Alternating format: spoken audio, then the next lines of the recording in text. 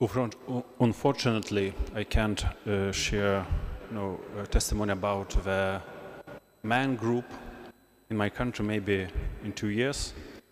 But now I want to share with you a story how gracious and merciful and patient and faithful God is with those who are deaf and blind. So that's a story of my vocation. I was born in a family which was baptized. My mom was baptized, my father was baptized, and he got all sacraments. My mom was just baptized. Family where mom loves dad and dad loves mom, and they loved us. In the family where I never saw when mom or father would be angry on each other. Of course, they had problems, but I think they made it outside of our eyes. So I had a lot of love, but no religion, no faith in a family. We had Christmas, but more I remember days, a day before Christmas, the tradition which have we and our neighbors Polish, when till the evening you can't eat anything. And then you're sitting near the table, you pray, and then you can eat a lot of things. Still without meat, still without milk, but you can eat. So I remember this one. I remember Easter, because that was time when you can eat as much eggs as you want. So Easter was for me eggs feast. I was a young man which lives a very colorful life, and my mom was afraid that I will must marry before my 18. You know, sometimes it could happen. After I finished my school, I started my study in a music academy. I started studying opera singing, and I still sang in a choir. And because solo singing and choir singing are quite different, I needed to finish. And the choir director said that, okay, but you need to participate in one event. That will be a very big event. I said, okay, no problem. That was in 1993, in September. So we had a big concert. We prepared, we dressed very nice. We stand in a big arena with a lot of choir. And that concert was the Holy Mass. The Pope. That was visit of a Pope. For me, it doesn't matter who is the Pope and what was happening. But during the Mass, in that place where at that moment I saw the white man which took something in his hand, he hung it and said something, I don't know what. Now I know that was the part when Pope, Bishop or priest says, this is the Lamb of God. In that moment I felt that I desire it. Not just like something, you know, I want it, but I desire it from the beginning, from my heart. And in one month I was prepared for a First Communion. You understand what is 1 month? So I almost know the Our Father, almost, and the Hail Mary. And the First Communion, I was already 19 years.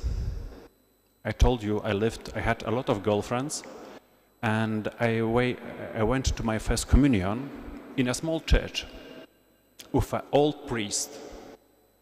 And I tried to say, you know, we're ashamed, especially about our sexual sins, and try to say, you know, very quiet. But the priest was a little bit deaf. And in small church, all what I heard it was, what? How much? With whom?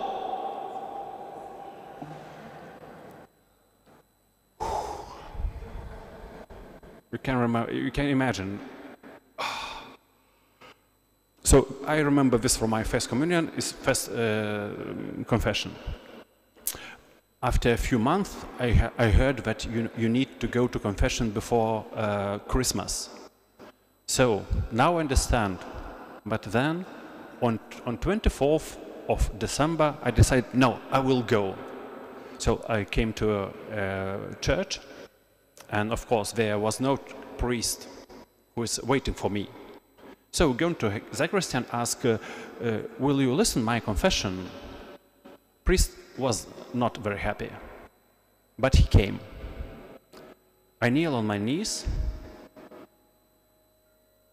and I forgot everything. I really don't remember how to start. And the anger of a priest came on my heart. He started screaming on me that, you know, you are so big man, you didn't prepare, you came on the last moment. So I don't remember how we gone to the end. I remember he gave me the forgiveness of a sin, but I don't remember how we go end. Thanks God. The second time I came to this priest for confession was something like 10 years ago, when I was already a priest. I want to see if any hardness is still in my heart. But I didn't stop go to confession. I was going to confession once or twice a year. I was going to Holy Mass when I was not tired, because my father started going to the Mass every Sunday after independence. And I met something like Jesus, but I was still looking. I was going through all that Eastern religions, to looking truth, to looking, I don't know, to looking something. And it was times that I thought, oh, I found it. But then I felt that, yes, but something is not right, something not correct, something not. And was still looking and going to confession and going to the Mass, you know, all that astrology or everything was in my life. And after some time, it was in 2000 September, my friends had marriage in a church, and they invited me. In that time, I was already in show business. I was going on a podium. I was making events. I had a lot of work. So I came to a celebration. I didn't know how long it will be, so I bring present before the ceremony. I said, you know, I will stand somewhere in the backside, and when time will come, I just will leave. So the ceremony started. I was studying opera singing, and the priest sang very nice. So the priest, the couple, something like 15 of us, I was standing in the back and listening the ceremony. And in one moment, I hear someone calling me, Paul, Paul. I look back, because the sound is coming something from back side. But there was just a woman who was cleaning. Oh, I thought something, you know, the sound, misunderstanding. And listen to the ceremony. And after a few moments, again, I heard that, Paul, Paul. I looked back again, but there was nothing. And I thought, how it can be? If someone closes a stronger door, everybody will look back. If someone will call, everybody will look back. I think that's echo. And I was in a ceremony for quite a moment more. When I heard the third time called by my name, I don't know how, I just understood that this is a a voice of God.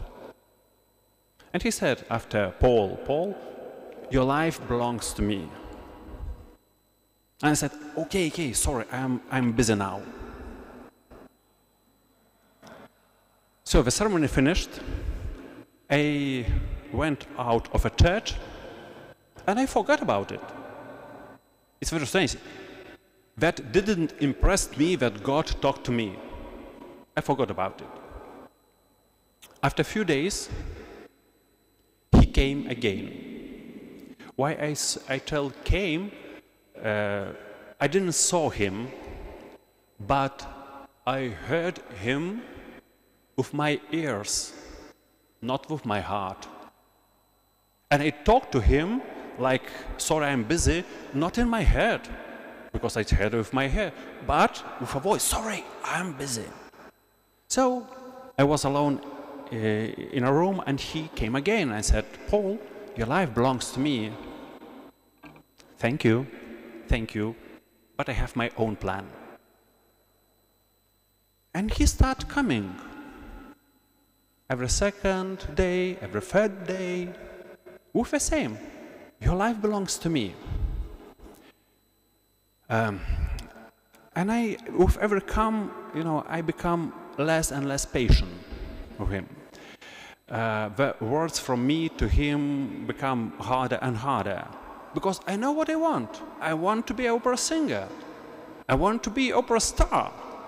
I don't want to be a priest. But he asked me to think about it. But I didn't want it.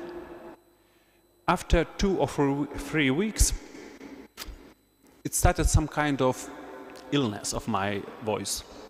Small, but I started going to our special doctor who works with singers.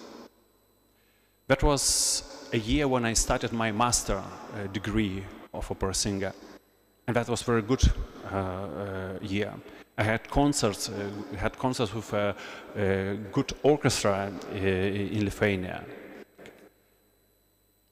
Before every performance, God was coming to me and asking me, will I think about priesthood? And I said, every time I was telling, yes, okay, just give back my voice and I'll think about it. Next day, there was no illness. The performance was good or great. At evening, God was coming again and telling, so, will you? No, thank you.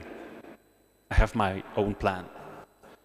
So I played with him like this till January of 2001. In that time, I told to him so bad words which I never told to any human, because it was nervous for me that he didn't listen to me, what I want. In 1991, I was one of those persons who participate in resistance against Soviets. I have a medal for that. And in 2001, it was 10 years, one composer with me and for me wrote a song especially for this event. And I got honor to sing the first time in live on TV. Wow! It will be so great. It can start my career in a new way. In day before, I had the last rehearsal with my professor, and I lost my voice. I ran to a doctor and showed, help me, make something, make miracle for me. I need voice. I need to sing this night in TV. And doctor says, sorry, we tried all medicine what I have. But this, what is in your situation, I see the first time in my life There is symptoms, but no illness. Just be quiet. Maybe the voice come back. What I did? I called to God. Help me! And there was no answer. I was so angry on him. When he wanted from me, he was coming and talking with me. And now when I'm in need, he didn't answer for me. So I closed myself in my room for 2 weeks. I was really in deep depression because I lost my earth on which I was standing or putting all my life. After 2 weeks, into my mind came one thought, that maybe that's God's work. He did it because I didn't want to listen to him. And then I said, okay, God, now let's talk for sure, for serious. You return me my voice, and I will think about priesthood. But if I'll find that this is not for me, you leave me alone. And he says, okay. That was the last word what I heard from God. Now I would have him a lot of questions. And after 3 days, the voice came back. Like there was no illness. Those who sing, you know, that if you have sickness for your voice, then you need time to come back in a voice. There was no time. I came back in condition. I made my exams, but I understood that he's serious. You can't joke with him. One thing I started reading Bible. Every time and everywhere. In a bus, in rehearsals. I think I read the Bible in 2-3 months. But how shocked I was when by reading I came to Samuel's story. I saw in the Bible my story. And from that moment, the Bible became for me a real book of real history. Because if that could happen for me, it would happen for them too. But, you know, I thought, I'm still wiser than God. So, I started going to the Mass every day. I was going to a Mass on Sundays, all the Masses, to 6 Masses a day. I forgot to tell that before, a few years ago, my father tried me to push to go to confirmation, and I rejected it. In that autumn, when I was fighting with God, I felt that I want to start preparing for confirmation. It's something like very strange. You fighting with God, and you prepare for sacrament, when you say, I want to be my God. So, all the summer, I didn't went to garden of my father because I couldn't. I must go to the Mass. Probably for everyone that started looking very strange. But still, no one known about my story. So, on the day when my parish was founded, we made a feast. That was 28th of June. You know what the feast is on 29th of June? St. Peter and Paul, yes. So parishes decided to congratulate me. They're standing, my parents, and they giving me the blessed Matulaitis, Bishop Matulaitis picture, and telling, oh, we're so happy that you are here, and we wish you to become the same saint, holy bishop as he.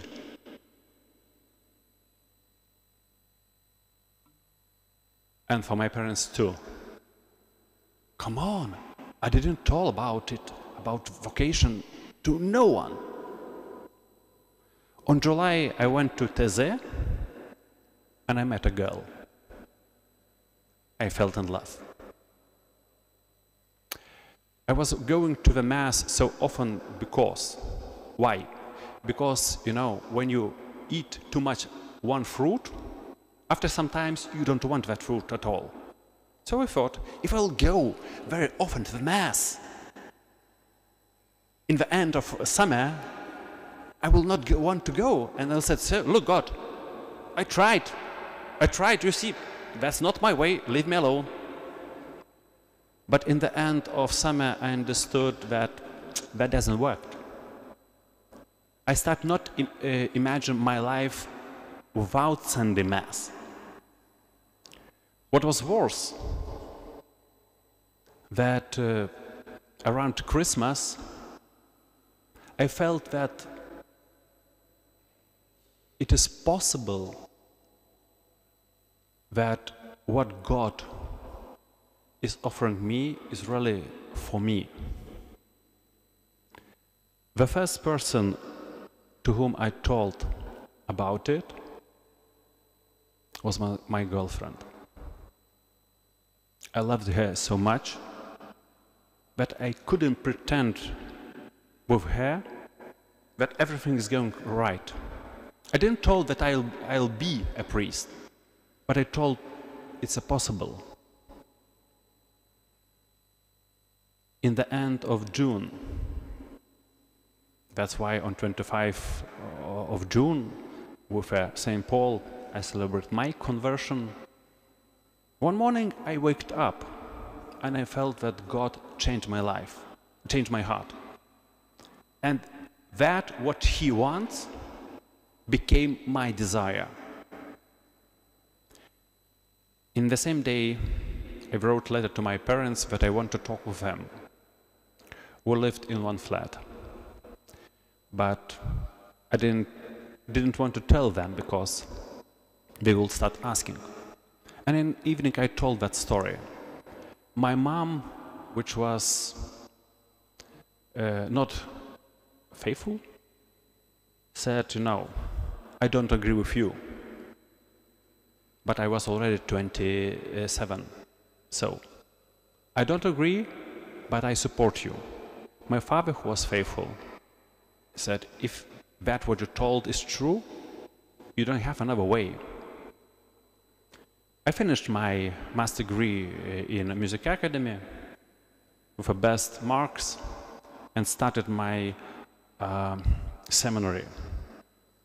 When I was going to seminary, I thought, sinful going to a holy man community. I was wrong. And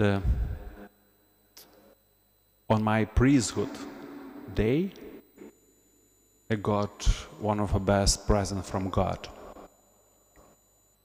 In that year, my mom took First Communion and Confirmation. And from that time till this year, the summer my father passed away, we prayed every day together. We read the Bible. When I asked why God called me like this, because I was too deaf and too blind. I think He gave me another signs, but I didn't want them to see. I was like a horse who's looking to what he wants. I know that around me are a lot of men who are better than me, and I think that they could be better priests than me. But God chose me not because I am good, but because He is merciful and good. So I thank Him for what I have, and when I'm looking back, I understand that I didn't want to return for anything to that life. But really, the best what we can do to respond to call of God, because He knows better. Doesn't matter what we think. He knows better because He created us. And my faith is very weak. In my 16 years of priesthood, I had moments because of my sinfulness, because of my brothers in priesthood, because of later people, when I wanted to throw everything away and run away. But in that moment, you know, I heard that words from a Bible. But you have words of a life. Where you will go? I could do a lot of things, I think, in life. But I will not be happy, because that will be not my life. And when I have not enough faith